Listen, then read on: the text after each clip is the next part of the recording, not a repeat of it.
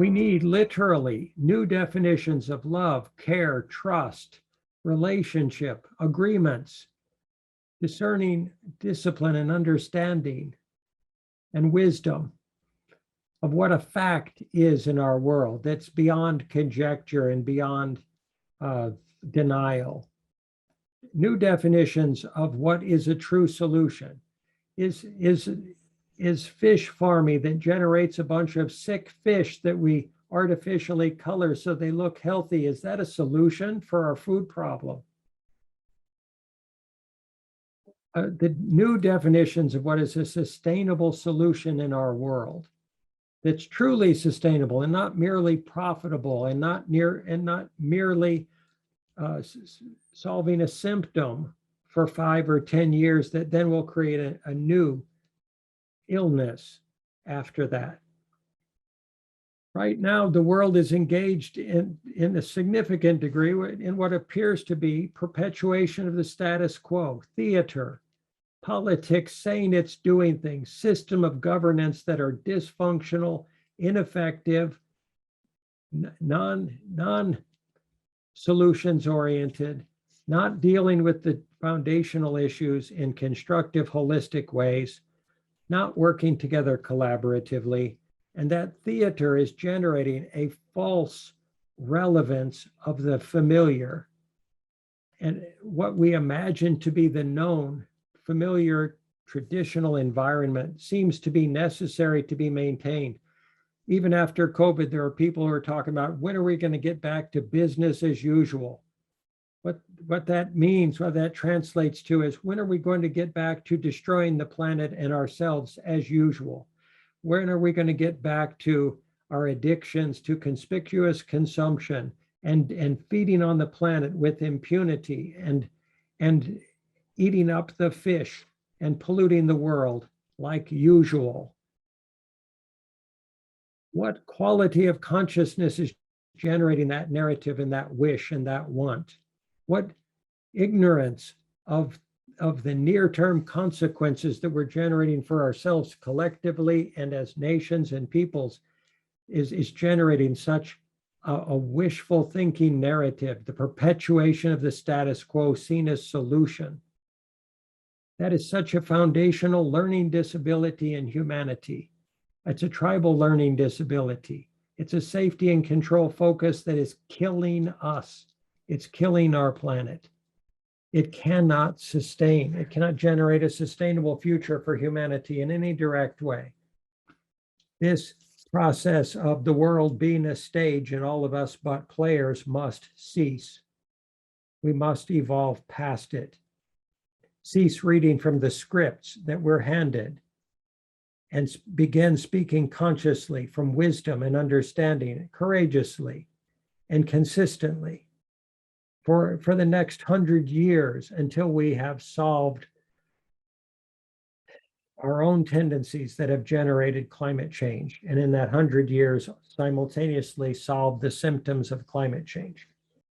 Human beings at the root chakra level are used to making decisions in a very simple way. The root chakra is the source of duality, right, wrong, good, bad, true, false, safe, unsafe, in control, out of control, live or die.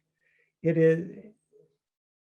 is not geared in its traditional native state or conditioning to being able to receive and ground in our systems the broad spectrum understandings we're describing and discussing now.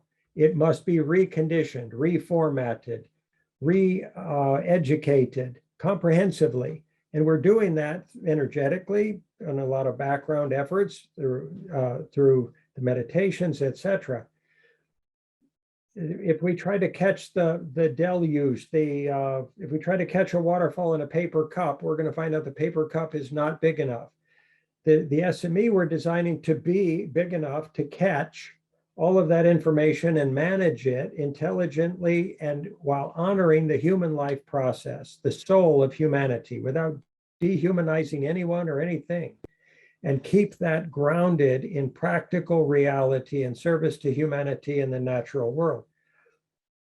In regard to how we as individuals can hold all of this, If you in your meditations envision yourself as the ocean that is able to receive all of the rivers of information, knowledge, understanding, rapid transformative change, all of that with peacefulness and calm, and simply receive, simply accept all that truly is without judgment, without aversion, without attachment, without fear, without stress, without anxiety, without any desire to control any of it, and with an orientation of unconditional love and acceptance towards all of it, all the time.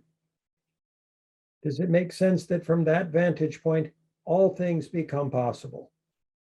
From that vantage point, all things become understandable at any scale, any level or degree of complexity.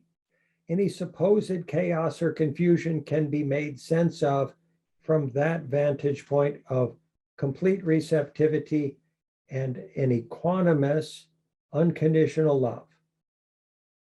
Because we're not holding on to anything. We're not saying, oh no, it has to be this way, or I have to have my way, or I have to fulfill this value, or this belief, or this goal, or this intention, or this wish, or this prior appetite, or this attachment or aversion dynamic, or this addiction to the past, the familiar, or the wished for, imagined, projected future. All of that can simply be released.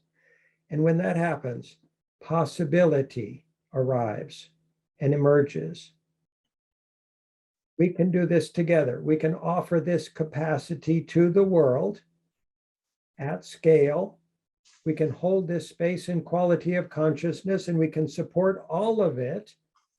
It's being organized into ever more functional, or highly organized, highly sophisticated, wise, discerning, disciplined process via existing technology. We can increase our population while diminishing our carbon footprint, diminishing our damage to the planet. We can balance the have and the have not equations of our world, of nations and peoples and cultures and races and genders and age groups. We have the capacity to do that as long as we do it together. That's the key, that's the core, that's the answer, that's the solution. If we do it together, we can do it. If we try to do it as fragmented, competing entities, as like a giant ecosystem of competing organizations or nations or peoples or cultures or religions or genders, we're not going to get there. There can't be patriarchy and there can't be matriarchy. There can't be a United States dominating the rest of the world, and there can't be smaller nations that are under-resourced, under-educated, under-supported, under-recognized, under-validated, under-respected. That balance must occur. There must be a system, a governed system by which that balance occurs, is realized, is transformed gracefully into, and then is maintained and sustained and evolved and transformed forward, out of it, through and out of, into a future that is sustainable for the world. It's happening.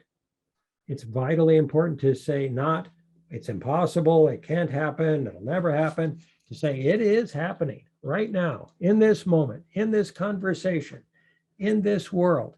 That is what is happening. That is what we choose. That is what's possible.